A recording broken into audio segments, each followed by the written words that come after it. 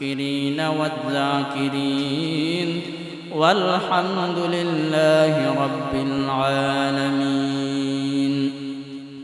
قادر قدرت داری ہر چخائی آکنی قادر قدرت داری ہر چخائی آکنی مردرا ہم تو بخشی زندرا بے جاکنی مردرا ہم تو بخشی زندرا بے جاکنی সম্মানিত হাজিরিন মহান রব্বুল আলামিনের দরবারে লক্ষ কোটি শুকরিয়া যিনি আমাদেরকে আজকে আনন্দবাজার চত্বর মাঠ প্রাঙ্গণে জামাতুল কারিম বাংলাদেশের উদ্যোগে আন্তর্জাতিক কিরাত সম্মেলন অনুষ্ঠিত হয়েছে এবং আজকের এই কিরাত সম্মেলনের সম্মানিত সভাপতি এবং উক্ত কিরাত সম্মেলনে সম্মানিত কারি সাহেবানগণকে আন্তরিক মুবারকবাদ। এই অনুষ্ঠিত অনুষ্ঠানে আমরা আসার জন্য বসার জন্য যিনি তৌফিক দিয়েছেন যে মহান রব্বুল আলামিন, ওনার দরবারে আমরা সকলেই উচ্চস্বরে শুকরিয়া আদান বলি আলহামদুলিল্লাহ। এবং সাথে সাথে লক্ষ কোটি দুরুদ ও সালাম আকায়ে নামদার তাজদারে মদিনা সরকার দো আলম জনাব মুহাম্মদুর রাসূলুল্লাহ সাল্লাল্লাহু আলাইহি ওয়াসাল্লাম। সবাই বলি সাল্লাল্লাহু আলাইহি ওয়াসাল্লাম। সম্মানিত হাজিরিন, মাগরিবের নামাজের খুবই নিকটবর্তী সময়, স্বল্প সময়ের ভিতরে আমি কোরআন এবং হাদিস থেকে দু একটি আয়াত যেগুলো তেলাওয়াত করেছি ওগুলো সামনে রেখে আপনাদের সামনে কিছু আলোচনা করব, আপনারা শুনবেন এবং আমল করবেন।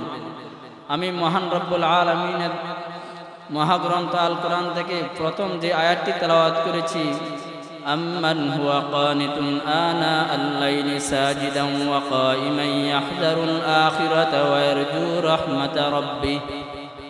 এই আয়াতের ভিতরে আল্লাহ তাআলা বলেন যে সমস্ত বান্দারা অর্ধরাত্রে উঠে তাহাজ্জুদের নামাজ পড়ে এবং আল্লাহর রহমতের আশা করে, এই সমস্ত মানুষ আর যারা তাহাজ্জুদের নামাজ পড়েও না রহমতেরও আশা করে না, তারা কি দুজন এক বরাবর এক সমান না আলাদা? উভয়জনের ভিতরে কি আছে? ডিফারেন্স আছে।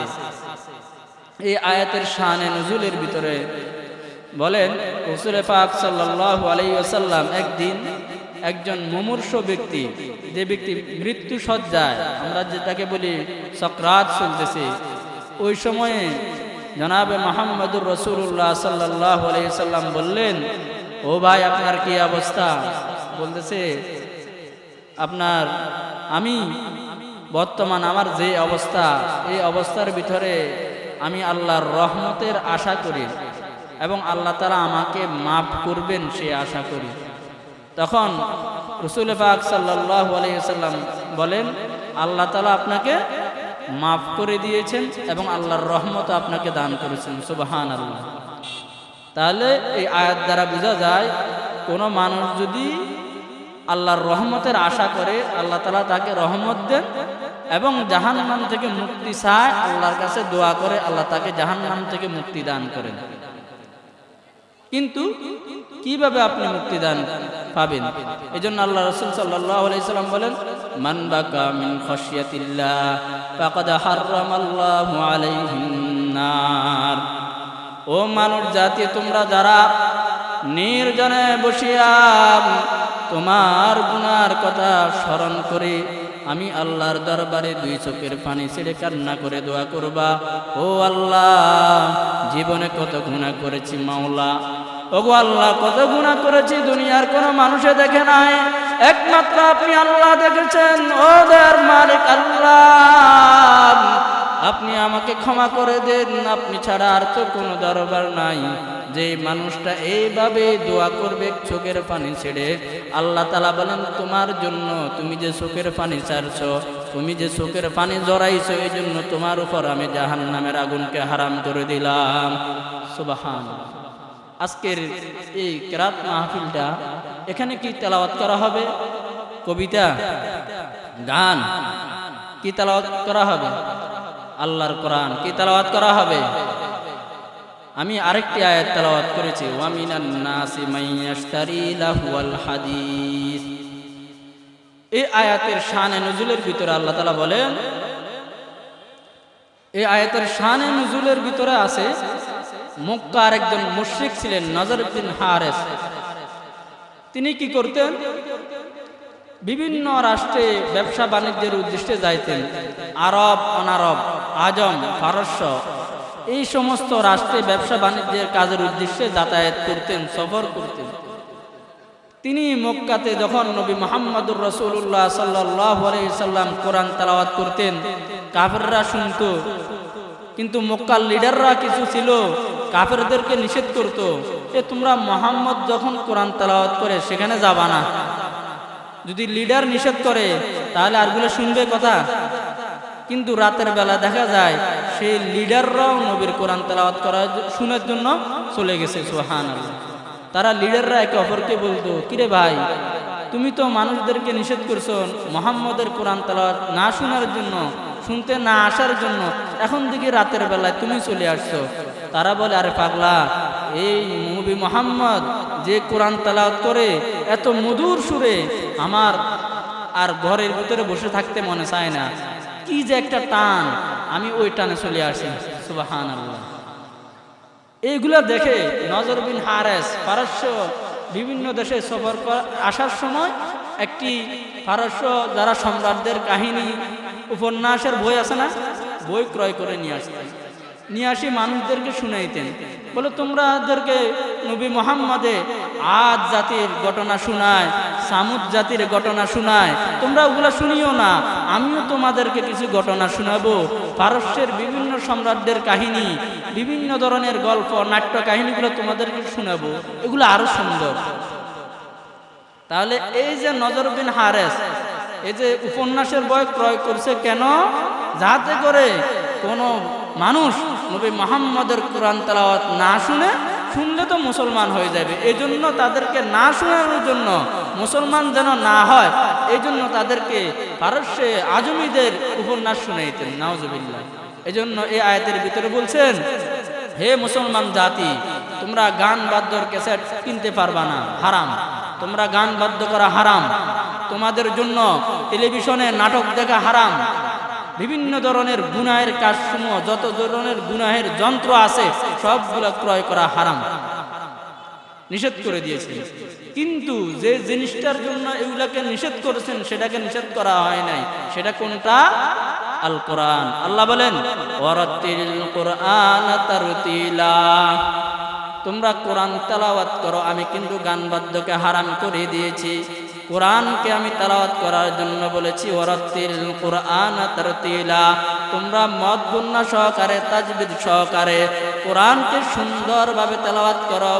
আল্লাহর রাসূল সাল্লাল্লাহু আলাইহি ওয়াসাল্লাম কোরআন অনেক সুন্দর করে তেলাওয়াত করতেন এবং কোরআন সুন্দর করে তেলাওয়াত করনেওয়ালাদেরকেও পছন্দ করতেন। এই জন্য আল্লাহর নবী জনাবে মুহাম্মদুর রাসূলুল্লাহ সাল্লাল্লাহু আলাইহি ওয়াসাল্লাম একজন সাহাবীকে বলেছেন, সাহাবীর নাম আবু মুসা আল আশআরী রাদিয়াল্লাহু তাআলা আনহু। নবীজি বললেন, ও আবু মুসা আল আশআরী, তুমি যে কত সুন্দর করে কোরআন তেলাওয়াত করো, আমার মনে হয় তোমাকে বলতে আল্লাহ মনে হয় তোমাকে হযরত দাউদ আলাইহিস সালামের সুর দিয়েছেন। সুবহানাল্লাহ। তুমি এত সুন্দর করে তেলাওয়াত করো, আমার মনে হচ্ছে তোমাকে দাউদ আলাইহিস সালাম যে সুরে তিনার কিতাব তেলাওয়াত করতেন সেই সুমধুর সুরটা তোমাকে দিয়েছে। তাহলে কোরআন তেলাওয়াত সুন্দর করে তেলাওয়াত করার জন্য বলছেন এবং নবী তাকে পছন্দও করেন। আল্লাহর নবী বলেন, ও দুনিয়ার মানুষ, তোমাদের যে মানুষটার দিলের ভিতরে কোরআন তেলাওয়াতের মন মানসিকতা থাকে না, মুখে কোরআন তেলাওয়াত করে না, যে করে কোরআন তেলাওয়াত করে না, সেই মানুষটা আমি নবীর উম্মতদের মধ্য থেকে নয়, সে আমার উম্মতের দলের অন্তর্ভুক্ত নয়। যদি আমি কোরআন তেলাওয়াত না করি, নবী বলছেন নবীর উম্মতের দলের অন্তর্ভুক্ত না, তাহলে আমি কার দলের অন্তর্ভুক্ত? শয়তানের, ইহুদিদের, বেঈমানদের? অবশ্যই বেঈমানদের না। নবী বলছেন তুমি কোরআন তেলাওয়াত করো না, তুমি আমার দলের অন্তর্ভুক্ত না। আমরা কয়জনে কোরআন তেলাওয়াত জানি? জানি না। আমি আমার ছেলেকে কোরআন তেলাওয়াত শিখাই না। ওই শিখাই কিভাবে? হুজুরকে ভাড়া করে নিয়ে আসি, ঘরের ভিতরে শিখায় 1 ঘন্টা 2 ঘন্টা, এই তেলাওয়াত কিছু হয় না। মাদ্রাসায় দিবেন, হাফেজ কোরআন হবে, কোরআন শিখবে।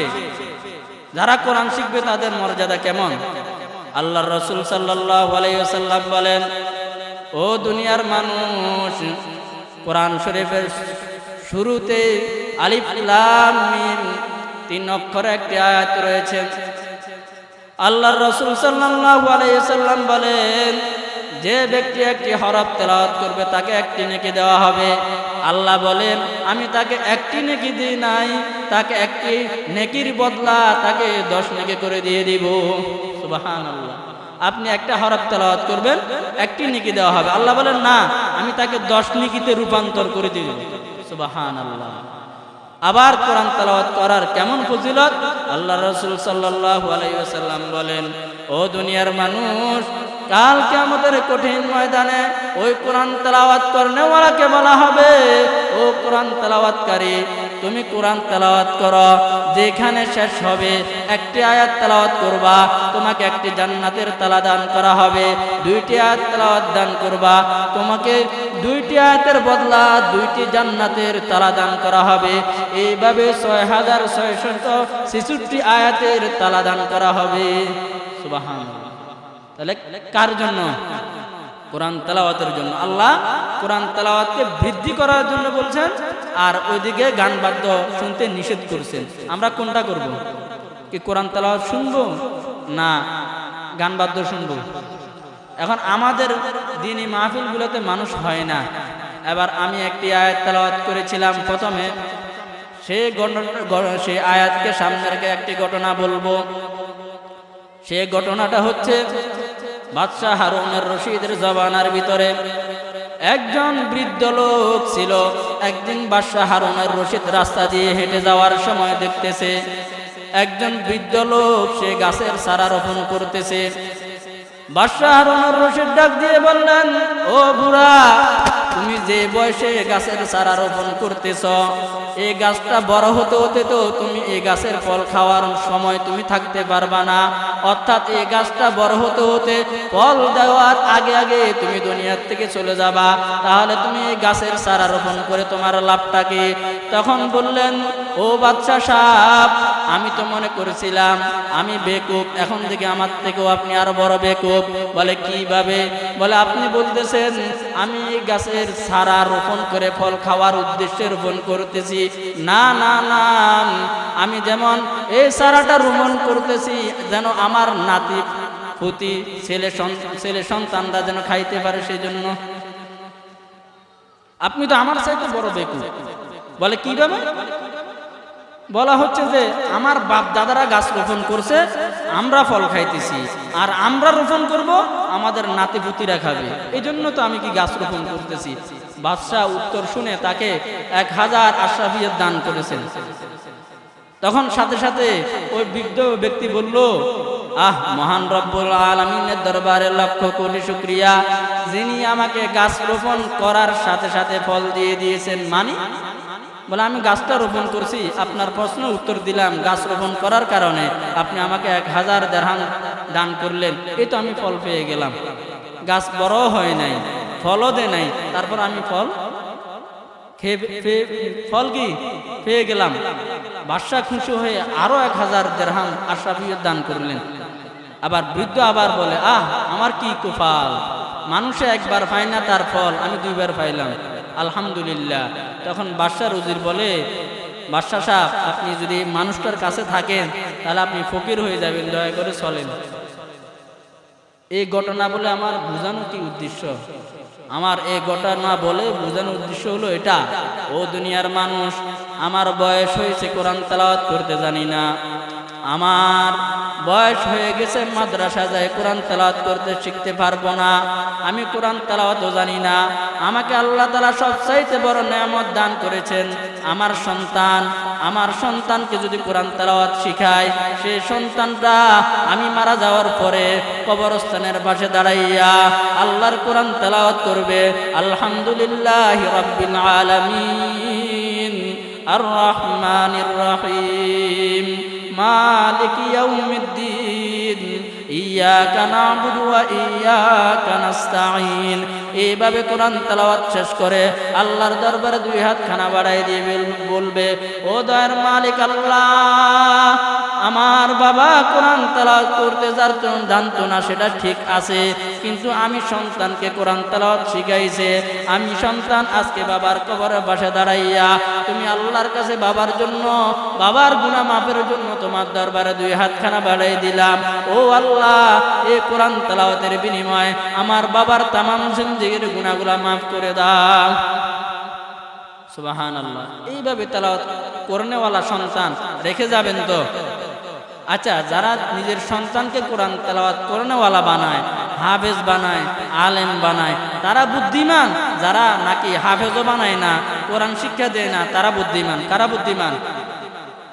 তাহলে আপনারা কি বুদ্ধিমানদের অন্তর্ভুক্ত হতে চান? কারা কারা হতে চান হাত তুলেন।